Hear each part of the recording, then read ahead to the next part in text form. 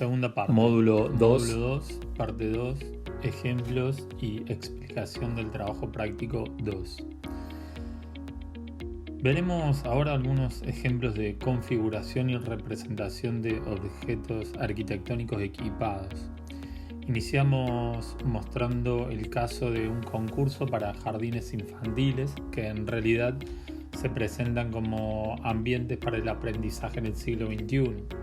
Comenzamos mostrando esta imagen porque muestra aquí el equipamiento y no la caja contenedora, porque justamente en la memoria del proyecto los autores refieren a que esa es la estrategia que utilizaron, es decir, el equipamiento como matriz generadora del nuevo espacio. Un espacio en esencia nuevo, pero partiendo de una preexistencia, tal como nos decían o como nos dicen Jean Baudrillard y Jean Nouvel en su libro Los objetos singulares, ¿no? Se trata de una estrategia que participa desde el inicio de la propuesta, desde la génesis misma. No es algo que está puesto luego, no es un mobiliario estándar, no es un agregado in extremis, que generalmente cuando eso ocurre termina sin diálogo como con el objeto arquitectónico. En cambio aquí existe claramente una simbiosis. Vemos el espacio conformado por esos equipos, la escala de los mismos y la capacidad de crear ambientes, subespacios y de significar y justamente determinar la función precisa del edificio que tienen aquí. En las imágenes del pie, en esas tres imágenes ahí pequeñas del pie, vemos en la planta del medio como los autores hacen referencia a una cuestión que es muy cara para nosotros en nuestra propuesta pedagógica, que tiene que ver con esto de la disolución de los límites, ¿no? Cómo disolver la caja arquitectónica y los equipos convirtiéndolos en una misma cosa. Es decir, nosotros siempre hablamos de dónde termina el exterior y dónde empieza el interior. Bueno, el muro, que justamente se supone que es un límite, en realidad debería ser un posibilitante. Lo podemos ver como esa disolución del límite y transformarlo en un elemento que de alguna manera colabore al hábitat, ¿no? Bien, más equipos. En este caso se trata de los elementos individuales, los módulos, la manera constructiva más simple. Imagínense que las imágenes que veíamos al principio tienen una dimensión que por sí solo no se podrían trasladar, transportar. Eso está resuelto por módulos. Estos módulos que permiten la configuración del todo, justamente. Los módulos que vemos en la parte superior izquierda fueron construidos especialmente para este espacio. Son curvos y la sumatoria de ellos es la que genera ese subespacio, ¿no? En las configuraciones de abajo vemos la flexibilidad que ofrece esta estrategia, generando diversos ambientes de aprendizaje, de socialización, de aislamiento, etc. Vemos aquí quizás de manera más gráfica cómo operan esas situaciones con el cerramiento o la apertura de esos equipos y las diversas actividades que promueven. Y eso se demuestra sin la necesidad de que exista la caja, el objeto arquitectónico. No sé si ustedes han tenido oportunidad de leer el texto sugerido en la clase pasada, pero es lo mismo que la imagen de la biblioteca bombardeada en Londres. Es decir, la arquitectura no está, pero los equipos y justamente los habitantes nos permiten anticipar modos de uso, funciones y obviamente programas que allí se realizan, ¿no?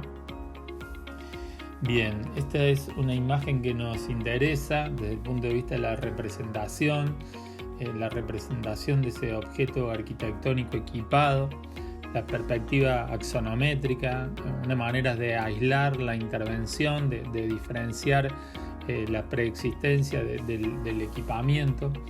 Y vemos en primera instancia el programa a partir de cierta iconografía, luego las relaciones de los diferentes niveles y finalmente la correspondencia con el entorno, si existiera, donde se verifica justamente esta disolución de límites tal como los autores lo establecían en la memoria, como veíamos algunas pantallas atrás, ¿sí?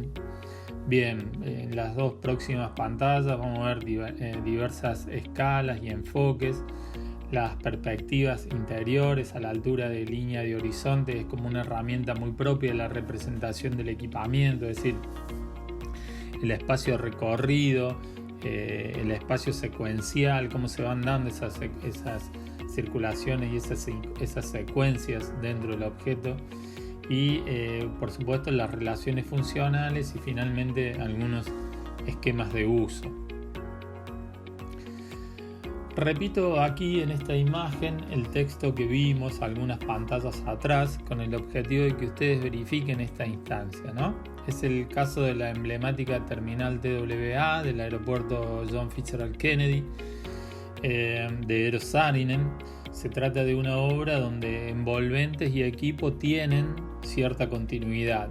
El diseño de estas verdaderas interfaces operativas aporta aquí un valor histórico, ya que representan fielmente un momento del diseño, principio de los años 60, y es claro cuando vemos esas formas futuristas, aerodinámicas, orgánicas, es decir, una confianza absoluta en la técnica y en la ciencia, ¿no? La representación de por sí es compleja, donde aparece el todo, pero también las partes, los detalles. La forma y la época también nos anticipa la materialidad, también el descubrimiento de las posibilidades que tenían algunos materiales y elementos de replanteos como curvas, alturas de superficies de apoyo y de atención. También vemos especificaciones, referencias, es decir, se trata de una pequeña joya del diseño como es la terminal, y en este caso también una pequeña joya de la representación arquitectónica, ¿no? Y bueno, ese tipo de cosas es posible a partir justamente de esta imagen, ¿no? Esta es una imagen alegórica y muy conocida del propio Saarinen dentro de una maqueta, es decir, esta cuestión de meterse y de involucrarse y de poner el cuerpo en la arquitectura, así como veíamos anteriormente a Alvar Aalto midiéndose respecto de ese lavamanos. Bueno, acá Saarinen hace lo propio, ¿no? Es decir, la maqueta, otro elemento que consideramos importante para apreciar el espacio. Es también una práctica poco habitual en esta facultad, ¿no? Generalmente siempre hacemos maqueta para entender la exterioridad, claramente, pero hay proyectos que necesitan este tipo de maqueta, ¿no? Y bueno, y este tipo de visión desde la interioridad, desde la habitabilidad del objeto arquitectónico, nos aleja de la posibilidad de caer en formas vacías exteriores, la forma por la forma misma, en detrimento de lo habitable. Bien, podemos concluir diciendo que con nuestra intervención un vacío cualquiera se transforma en determinado, preciso y veraz. Es decir, el objeto arquitectónico queda habilitado a partir de la incorporación o de la acción del proyecto y del diseño de equipamiento. En las imágenes vemos en una primera instancia un pasillo, es un vacío, es acá en Córdoba, en el predio ferial de Córdoba, y luego aparecen dos intervenciones. En la imagen del medio es un espacio expositivo, una arquitectura efímera, es de fines del año 2017. Es una propuesta del equipo de cátedra para una muestra que se denomina Expo Estilo Casa. Y luego el mismo espacio, exactamente el mismo pasillo en el año pasado, en 2019, intervenido ya pero con otro proyecto, en este caso el Toco Madera. Como corolario y cierre decimos que para poder llamar a cualquier espacio hábitat, este debe estar equipado.